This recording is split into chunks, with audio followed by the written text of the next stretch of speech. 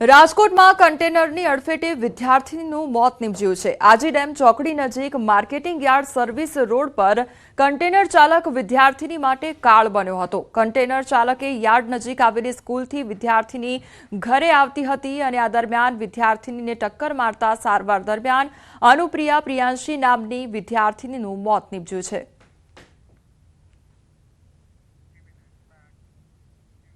બનાસકાંઠાના પાલનપુરના ધનપુરા ગામની સીમમાં મોડી રાત્રે કારમાં આગ લાગતા એકનું મોત નીપજ્યું છે। ધનપુરાની સીમમાં કારમાં આગ લાગી હતી અને ચાલક પણ કારની સાથે બળીને ભડથું થયો તો ઘટનાની જાણ પાલનપુર તાલુકા પોલીસને થતા તાલુકા પોલીસ ઘટનાસ્થળે પહોંચી આવી ઘટનામાં અજાણ્યા યુવક અને અજાણી કારને લઈ હત્યાની આશંકા વ્યક્ત કરવામાં આવી રહી છે। તો મૃતક કાર ચાલક કોણ છે તેને લઈને પણ પોલીસ દ્વારા તપાસ હાથ ધરવામાં આવી છે। ભાવનગરમાં સરકારીઓની સ્થિતિને લઈને નગર પ્રાથમિક શિક્ષક સંઘના પ્રમુખે આરોપ લગાવ્યા છે અને તેમણે કહ્યું છે કે શહેરમાં હાલ 68 જેટલી સરકારી શાળા આવેલી છે અને જેમાં મોટાભાગની શાળાઓમાં ઓરડાઓની ઘટ જોવા મળી રહી છે, જેના કારણે બાળકોને ભણવામાં મુશ્કેલી પડી રહી છે।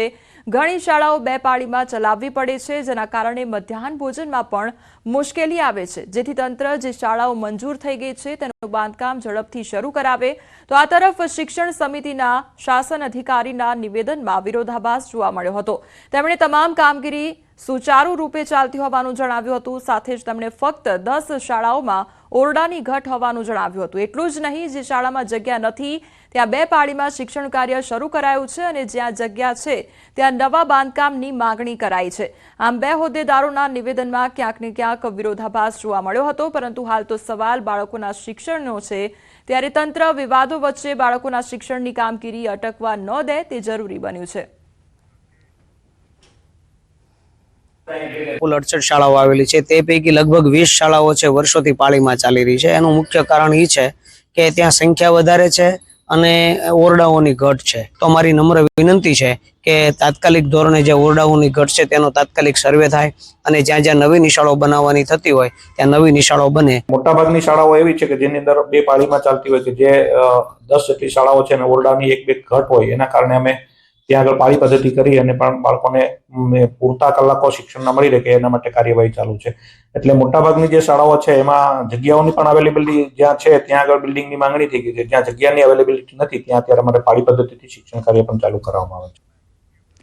આઝાદીના આટલા વર્ષો બાદ પણ છોટાઉદેપુરના તુરખેડા ગામના લોકો પ્રાથમિક સુવિધાથી વંચિત છે। અહીંના તો કોઈ નેતાની નજર પહોંચે છે કે ના તો સરકારની। કવાંટ તાલુકાના અને 3 રાજ્યોની સરહદ મહારાષ્ટ્ર, મધ્યપ્રદેશ અને ગુજરાતની સરહદે આવેલ તુરખેડા ગામ વિકાસને ઝંખી રહ્યું છે।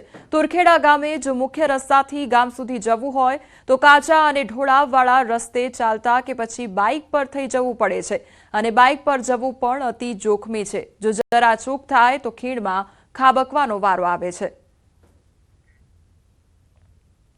કવાંટ તાલુકાના તુરખેડા ગામે પ્રાથમિક સુવિધાથી વંચિત છે। અમારા આજે ખૈડી ને બુડણી ફળ્યો છે, પછી અમુક 3 થી 4 ફળિયા આવેલા છે। આમાં મેઇન વસ્તુ છે રસ્તો નથી, પછી લાઇટ નથી, પાણી નથી, પછી આરોગ્યમાં પણ કોઈ આંગણવાડી કે કોઈ આરોગ્ય દવાખાનું નથી, પછી પ્રાથમિક શાળા નથી। તો આ તરફ તુરખેડા ગામના ખેડી અને બુડાની ફળિયામાં મકાનોમાં છેલ્લા 8 વર્ષોથી વીજ થાંભલા અને વીજ લાઇન આવી ગઈ છે, પરંતુ આજ સુધી વીજ પુરવઠો મળ્યો નથી। બાળકોને ભણવા માટે શાળા પણ ઉપલબ્ધ નથી।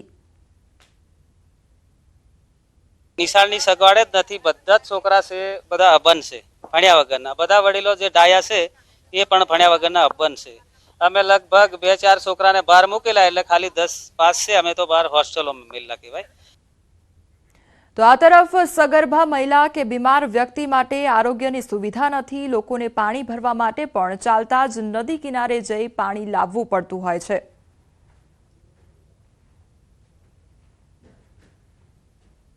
કઈ દવાખાનું ને કઈ રોડ હોય તો દવાખાનું બંધાય, બીમારી પડે તો ત્યાં સાવદેવદી છોડીમાં નાખીને અમે લઈ જઈએ। પછી શું કરીએ, 108 બોલાવીને તો આવે તો લઈ જઈએ, નહીં આવે તો પછી બીજું સાધન કરીને અમને લઈ જવા પડે અને રસ્તામાં કંઈ થઈ જાય તો પછી મરી જાય કંઈ તો અમને લાવવા પડે ઘરે પાછું। અને આ એ જ વિસ્તાર છે કે જ્યાં એક સગર્ભાને દવાખાને પહોંચાડવા જોડીમાં નાખી લઈ જતા રસ્તામાં મોત નીપજ્યું હતું, જેને લઈ હાઈકોર્ટે સુઓ મોટો કરી રોડ બનાવવા તાકીદ પણ કરી છે. તુરખેડા ગામના લોકોને પ્રાથમિક સુવિધા ક્યારે મળે છે તે પણ જોવું રહ્યું.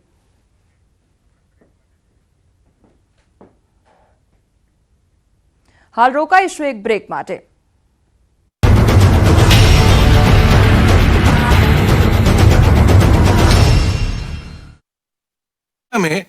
આ ગુંડાગીરીના દ્રશ્યો છે કહેવાતી સંસ્કારી નગરી વડોદરાના. અહીંયા અસામાજિક તત્વો એવો આતંક મચાવ્યો કે નાસભાગ મચી ગઈ. આ વખતે ગુંડાઓએ કારેલીબાગમાં આવેલી રાત્રિ બજારને માથે લીધી.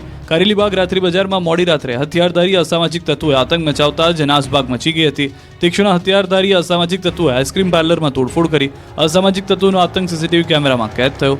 નાતાલ પર્વને લઈને ખાણીપીણીના રાત્રિ બજારમાં મોટી સંખ્યામાં લોકોની ભીડ હતી. તે દરમિયાન જ અસામાજિક તત્વોએ આતંક મચાવતા રાત્રિ બજારમાં અફરાતફરીનો માહોલ સર્જાયો.